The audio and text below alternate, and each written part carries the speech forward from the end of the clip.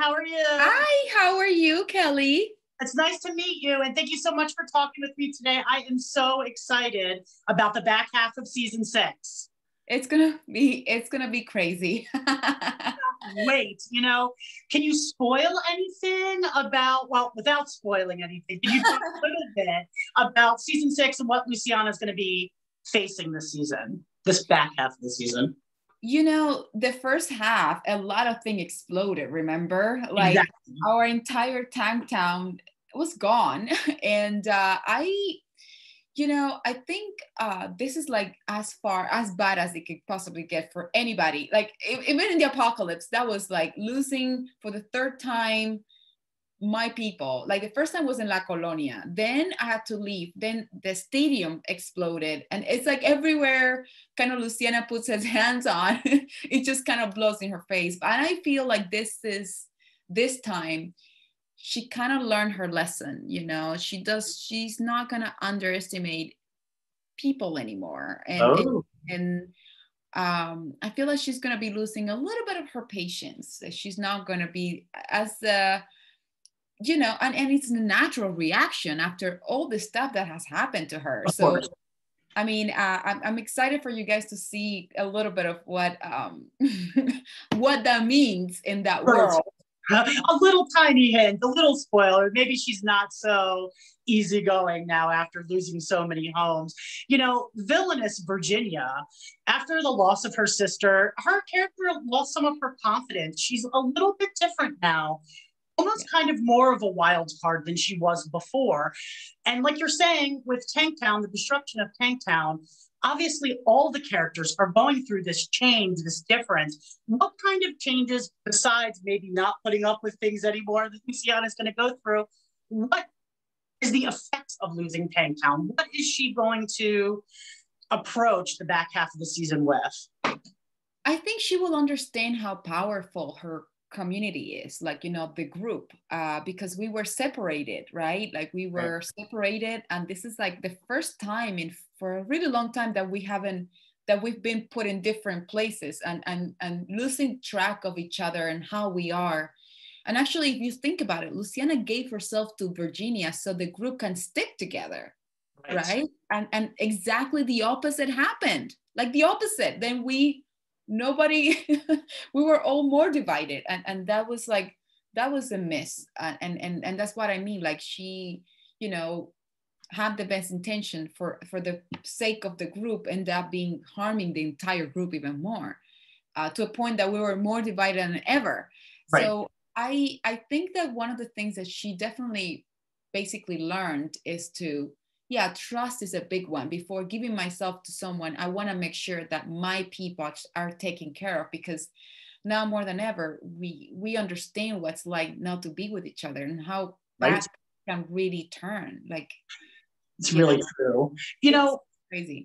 You mentioned Tanktown, the explosion, which was epic, and that episode looked so challenging to film. I mean, there was rain, there was fire, there was fighting.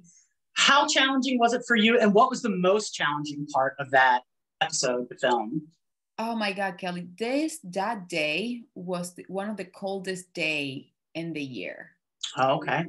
People think that Austin doesn't get cold. Think about that ice storm that we had. Like Right. the city was entirely shut down. So we've been dealing with really high extreme weather issues here, and that day was so cold. Like so you have a very cold day, like I'm talking below zero cold, Oh, and okay.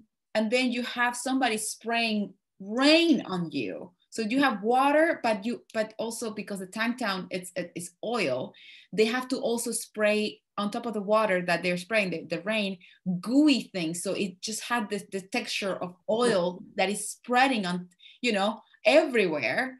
And so you got cold, that is Mother Nature just testing us. And then you got this huge rain machine that is like showering us, and another layer of this gooey texture that will be like, yeah, and it's black because it's supposed to be the oil like spreading all Right. over. And then So all that goes on, and then they say action, and then the other action is for the fire to explode. So, and then everybody has to be like all in track to kind of perform while all this stuff is going on. And it's bear in mind, all that is coming at us. Like if I was getting close to the fire, I feel the heat. And then if I was getting, you know, and then the shower, and then I mean, it was, and every time they would say, cut, everything will slow down. And then the cold will be like, I mean, it was just, and then our clothes are so wet, and everything was wet all day. We would like run straight to our heaters, because they would put heaters, because it's like the cold is something they cannot shut down, right? Like it's like happening. So we just run and rush the heater to kind of like find some sort of like warmth, something, some life, you know. It's like your body right away. I mean, I've been through extreme circumstances on the show. I mean, we shot in Mexico, and also the weather was like, you know, so unpredictable. You don't know what you're gonna get, right? But this day, for some reason, became so apocalyptic in real life that I remember thinking, how many, I remember asking, how many hours have we been shooting? I lost track. Like, did we pass lunchtime? Did we eat? Like, are we real? It added to the feel of the episode because you were going through your own sort of dystopian reality. And you know what the crazy thing is? That right after I shot that episode, we shut down production because of the pandemic. Okay, yeah. We shot that in February. Our pandemic, the shutdown happened in March. So we went from one extreme of like another real life experience extreme worldwide. Right. Of like, okay, now go home and stay safe. So that was my last episode before we shut down for pandemic. So that episode represents so much to me, because it was like, okay, we're back to work. We're back to like telling this insane apocalyptic story of an extreme experience as an actor or storyteller, to like real life extreme situation. And how can you cope with those extremes? It was like, it was a year of a lot of, wow, I really touched two extremes as, you know, a human. It's like, and how can we cope with this one? This one is not gonna like, nobody's gonna say cut. This is like a, you know, action. Ooh, it's just like we're still happening. So nobody's saying cut in this one. So you know it meant a lot. When you're mentioning the pandemic, I kept thinking about how you're talking about how you're in this dystopian reality in the show, and now you're in this dystopian reality in the real world. And it must have been helpful to kind of get into character, because even though they're two different sorts of realities, they're still kind of dramatic and life-changing, and you know, you go through the gamut of emotions. So did you feel like the virus, when you went back to work to film this second half, did you feel like living in the pandemic maybe put you back in that mindset that maybe you left when Tanktown burned? Great question, Kelly. You know, when we have hiatus, 4 months hiatus that we go back to work, I really feel like, oh my God, it's like, this is such a demanding job, because I've been off for 4 months, and I've been doing movies, I've been doing other stuff, but nothing compares to, you know, like I said, the extremes, right? Like, not every story is like apocalyptic. We do comedy too, you know, it's like a different vibe. But this time around, we were 7 months off work. This is the longest I've been without fear in my life since I started the show. Not just me, everybody else, right? Because of the pandemic. And when I returned, you're absolutely right. I felt like Luciana was with me in my real life, like throughout the 7 months. I felt like the protocols of the apocalypse, I was living it in my real life for 7 months. It was very odd. Obviously, we didn't have to deal with zombies, thank gosh, but you know, the factor of being self-aware, the factor of understanding, you know, food, you know, going to the supermarket, like the simple stuff that we would take for granted in our real life is what really is taking away in the apocalypse, right? Like, Mm-hmm. you know, water, like be careful, like all this stuff, right? You're super aware of your surroundings. Who's that person? Do I trust that person? Like, who's over there? Yes. Same thing. Like, Yeah.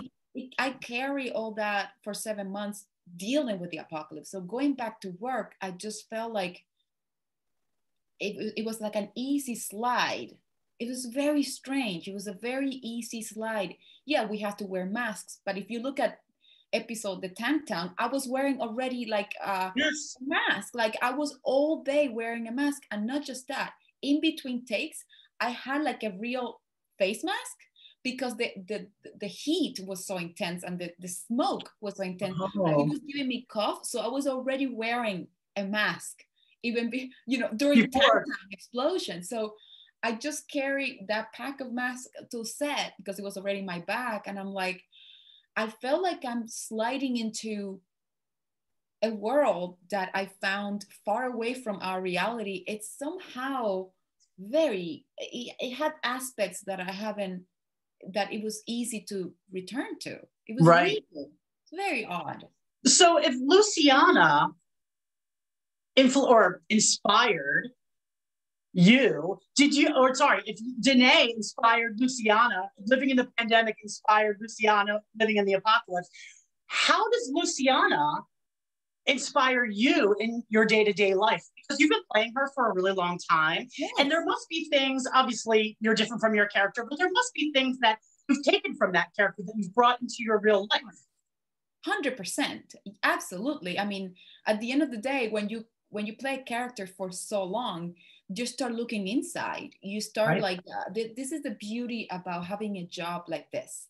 It's like, you know, in a movie you get to explore for 2 months, for 3 months, and if you're lucky with a big movie, 6 months. It's like, whoa, and you're not working every day either, but you get to explore. But in this show, the ups and downs of the apocalypse have been so extreme that you naturally have to look inside. And now that we were dealing, Danai was dealing with her apocalypse, with our world apocalypse, naturally Luciana showed up and said, Right. hey, you'll be fine. You know what? You'll be fine. What doesn't make, you know, like that positive energy that I've been playing, that is being written, that I've been a channel to kind of put out there, came up for me, showed up for me personally. And I was in a position in which I don't think I will ever be in that position again in my life as an artist or as an actor, that I'm playing a role in an apocalypse in which now my world, my personal world, is kind of like crumbling. And this woman that is being part of my life showed up to say, what makes you happy? What do you want to do with the circumstances? It's like finding the light of this woman. I really, it gave me a lot of strength. I have to admit, it was not that far away from me. That's why when I would return to work, I'm like, oh, I haven't been covering blood and gore and stuff, but she's been here. I've been a little bit into an dystopian reality. I kind of know what I'm doing now. Yeah, it's like I get her, and that's when I started to do karaoke's and chats, and that's when my podcast was born, and that's when things, it's kind of like I felt like things were like coming, it was guiding me in a weird way, and I felt like it had to do with that character that I've That's been great. living. You mentioned the podcast, the Danay Garcia podcast. Where did that idea come from? How were you inspired to do it, or did someone inspire you, or just the pandemic and the downtime? You know, that's such a great question. You see, my shirt is called La Familia is You. I do So, see it. so today it counts a year, exactly a year when I sat down right here in my office. I put Instagram live and I started doing karaoke's and chats. So basically, Luciana showed up in my bed. It's like, what makes you happy? You know, with her Right. shotgun. Like, what would you like to do with this time that you never had? Right. And I'm like, what do I love to do? I love to sing. I'm not a singer, but I love music. I grew up in a music environment, and I love connecting with people. Like I tell stories for a living. I interpret people's lives. I love this communication. I love expressing things, experiences, you know. I love people. So I'm like, I looked at my phone and I'm like, how can I sing and chat? And then I'm like, how can I karaoke and chat? I'm like, live an IG, Instagram live. And I started doing that 3 times a week, Kelly. 3 times a week. I thought the pandemic would last for a month. Okay. I thought the pandemic would last for 2 months, maybe 3. 7 months later, I'm chatting and singing 3 times a week. By now, I already have a familia that they call themselves, and we're like chatting and we're like talking about, tools of how to deal with this unknown situation that we're living. And it just kind of, so when I had to go back to work, I obviously I had to stop karaoke's and chat 3 times a week, because now I'm like spending it in the other apocalypse. And then I said, you know what? I have learned so much from this experience. Now I want to bring people, I want to create a podcast in which I want to keep feeding this community, this familia that was created. And I want to just bring people that can teach us how to treat our lives like a garden. Like right now I have a garden in my house, and you start planting seeds, but then you water it. But that doesn't mean that everything's going to turn out perfect. I mean, a deer can come in and eat your plant.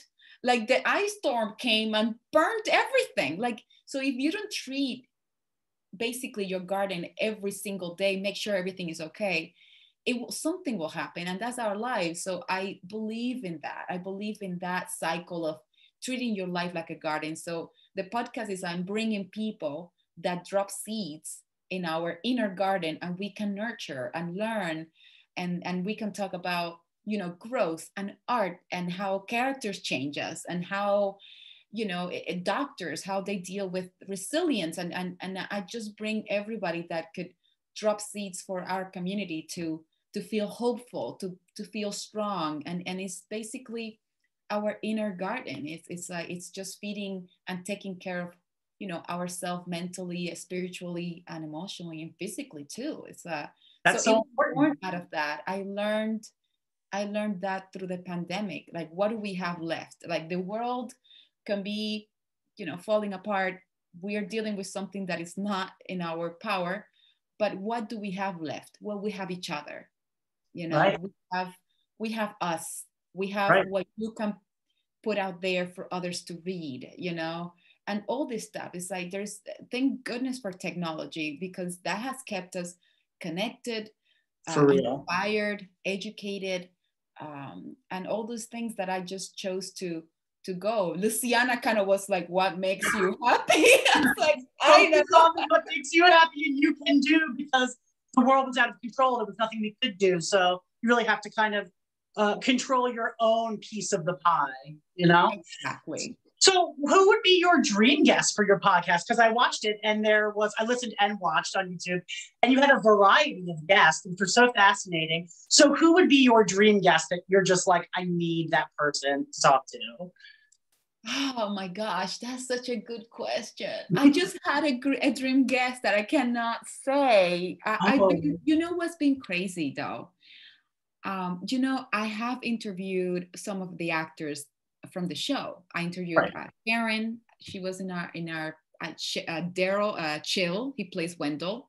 Amazing story.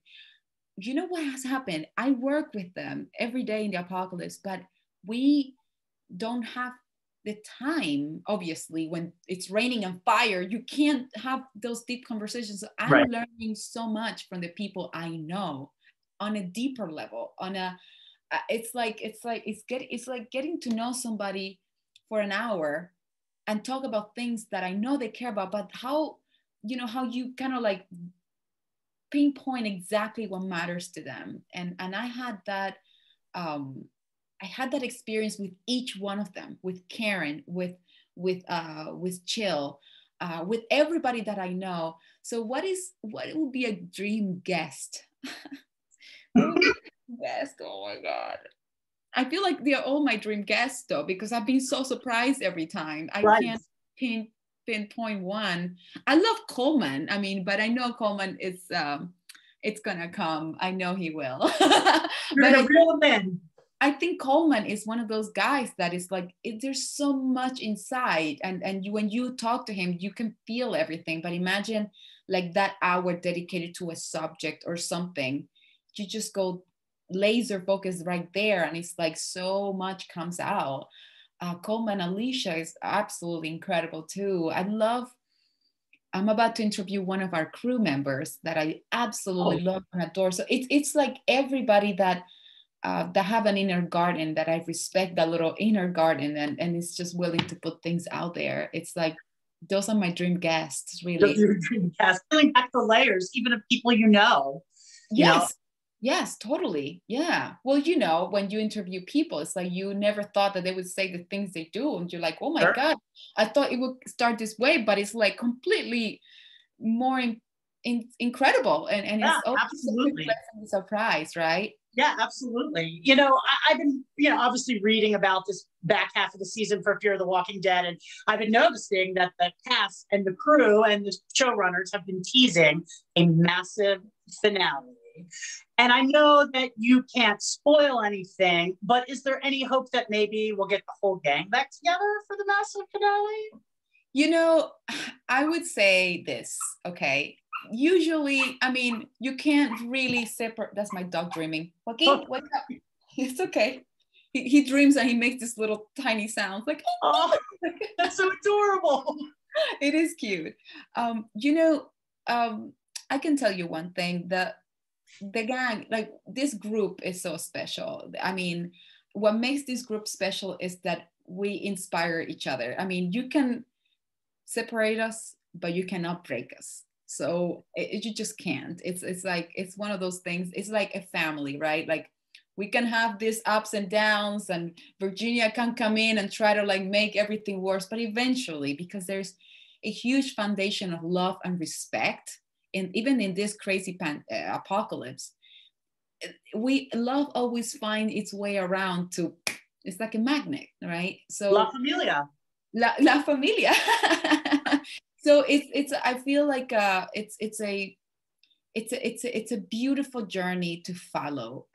Fear the Walking Dead has been so interesting because I talking about being surprised, right? Like every script is like, I never saw this coming. Like, right. Oh my God, I really never saw this coming. So it's been one of those jobs that has kept me on the edge. And this season, somehow, because of the anthology kind of like structure that we had, right, we happen to go deeper with like John Dory. We happen to go deeper with like Morgan. And we're seeing them in their quiet moments that we never get to see when we are all together.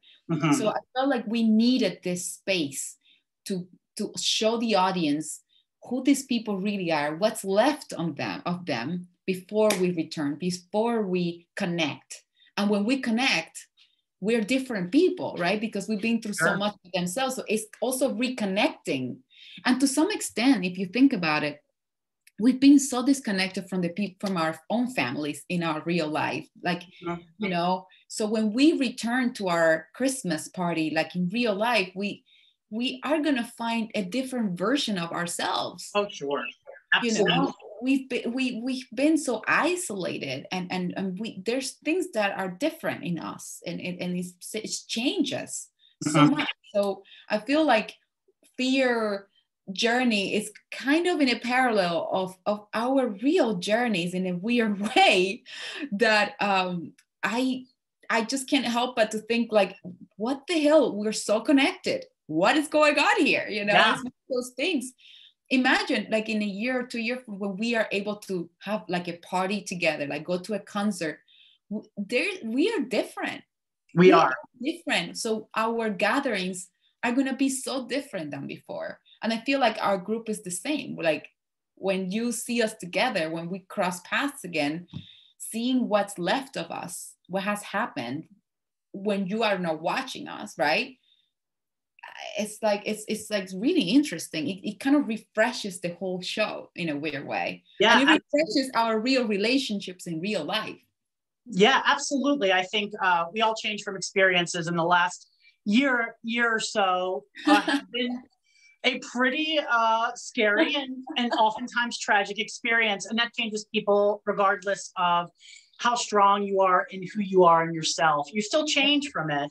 And so I look forward to when everyone gets back together and they have their own personal tragedies that they survived, but then coming back together and seeing how that all melds together.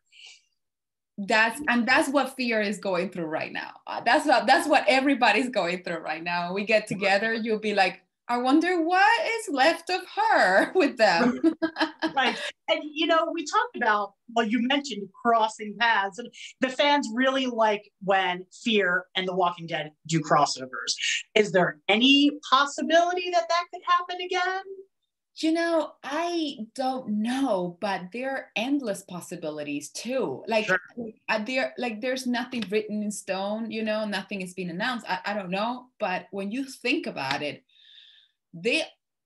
we can have so many crossovers, right? Like there's space for so much. And that is the crazy thing about this universe. Right. It's endless possibilities, and each one of them will be incredible. Like, yeah. If Carol comes over and or I go there, or like I cross path, I can imagine like any little, this is like, it's like an interesting domino effect. Like, you know, we're like all the pieces of this world together. Right. You move one, it will like change the entire thing. And I mean, I don't know what's going to happen, but all I know is that if anybody decides to come to our world, I know it's going to be just incredibly epic, just unbelievable how it's been already with Morgan, with like, absolutely. Like it's just, this is a show we're living as actors to experience this kind of universe in the world that we're living in today, which is weird, right? Like if they would create this apocalypse 10 years from today, it's like, it wouldn't be as interesting as what it is right now. And the fact that it's going through so many spin-offs that it's been already announced, everything is like so alive and real that any crossovers will be like, of course it had to happen. I wouldn't be surprised. Right. And so would you be surprised? Oh, you know, I would love a crossover. And now that the timelines are getting closer together, I keep thinking sooner or later we're going to have to get something. Who would you love? Stop watching The Walking Dead, because then I'm going to start thinking and I'll be like, you know, I'm going to start like being too much into like what could happen. And I mean, if somebody's going to show up in our world, I don't want to know him or her. I want to be like, because then I'm going to be loving them and it's like not okay. I'm not supposed to trust you, but I kind of love you. And it's like, right. So who would you love to work with from that cast? If there was a crossover, who is the person that you would, I'd love to work with them? You know, I love Melissa McBride. I have gotten to meet her in cons and New York at the upfronts, and we have this absolute love for vintage clothes. And every time I see her, she's such a light. I mean, and bear in mind, we always see each other in crazy crowds, in crazy places that it's like, it's hard to even talk. And she we always find this place in which it's like, how are you doing? It's just short, but we always felt like, oh, I see you next year. Obviously it hasn't happened because we have a year of a gap year. Right. But she's someone that I'm always left, every time we have conversations or whatever, just really inspired and fun. Jeffrey Dean Morgan is like so funny. I mean, again, every time we meet, it's like at lunch in a con, or right. You know, we're like exhausted. But even when you are like in that circumstance, if you feel like you connect with someone, it has such a huge potential, right? Yeah. Like to work together in extreme circumstances, it would be so fun. And you know, Norman, oh my God, like again, like it's like, how could you pick? It's just, how could you pick one, right? I really can't. I love those guys. They're like so cool. They really are cool. Sign me up for the Carol, Negan, Daryl, Luciana crossover. I am there for that.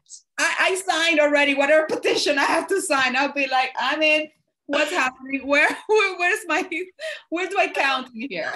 I love that. So, obviously you're filming now, or are you finished filming Fear? We finished. You finished.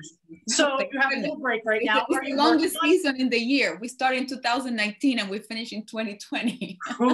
Are you working on any other projects that the fans can look out for besides Fear? Yes, I just got a movie that just premiered last Saturday. It's called Spite. It's a movie. It's based on a true story. You can see it like in iTunes. You can look at Hulu, Amazon Prime. It's called Spite with Aidan Quinn, and it's just a beautiful cast. And I shot that movie in 2019, in August, and then I went back to Fear, and then a year later we kept doing the same season. But yeah, I shot that movie, and I feel so proud of it. It just came out. It's based on a true story. It's about a newspaper that they wanted to shut it down because of an issue that really happened. I play a reporter that finds out about the story, and nobody wants my story out. So then the deeper you get into the movie, the more you realize that there's corruption. There's like an underlying story that is going to be revealed as the movie comes. But my character is like the one that represents the people, the one that represents the truth and the newspaper. And it's a driving force for the Latino community because they're the ones that are being taken advantage of. And it really happened in Arizona. And it's crazy the parallels that we're still living today that happened 20 years ago.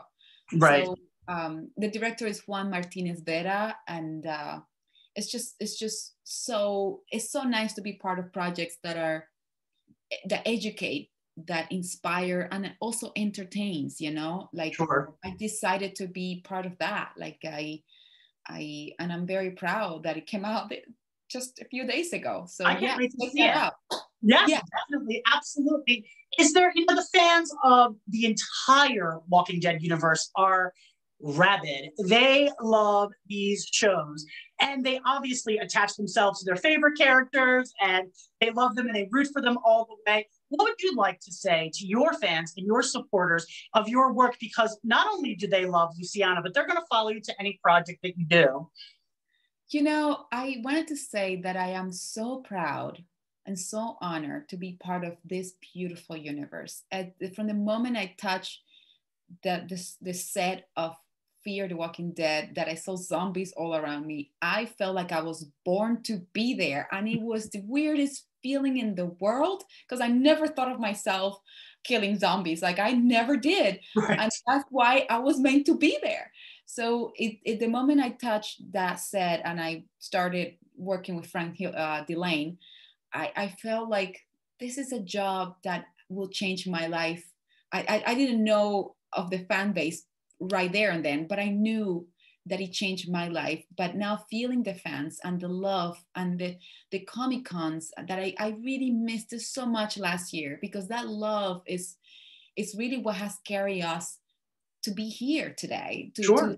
through a pandemic. I mean, we are a show that represents the living, not the dead. The dead are just decoration, but at the end of the day, it's a show about us, about the living, how we operate in times of an apocalypse, in times of a pandemic, which is something that we're dealing right now to some extent. So being part of this journey with the crew, with the cast that has been with us, from some of them from Mexico, being part of Alicia's life, Coleman's life, like Jenna, everybody that has joined, also from an inside perspective, also has been so wonderful and so special. So the fans out there that have supported us from day one, thank you.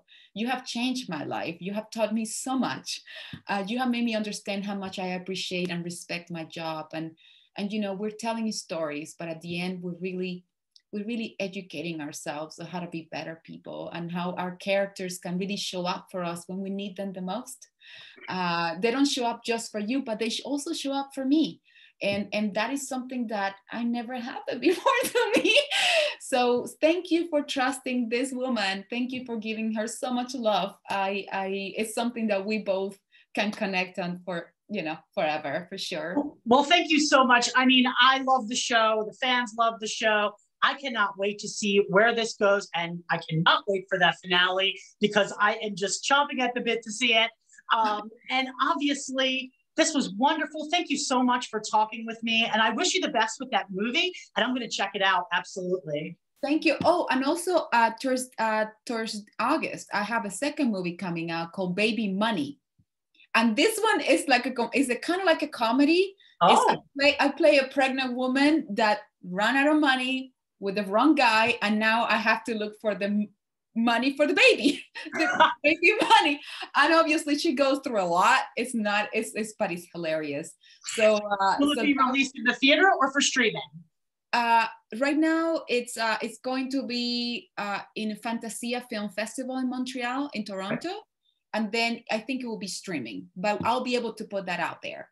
Excellent. Well, thank you so much for talking with me today. And please be safe. You know, obviously, I hope you haven't had any tragedies during the COVID pandemic, but obviously I wish you the best, the cast the best, and good luck this season and good luck next season, hopefully.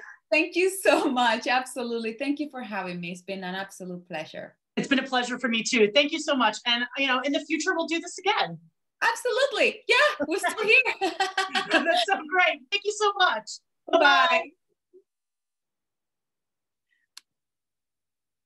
Are you there? Oh, no, I am stopping right now. Okay.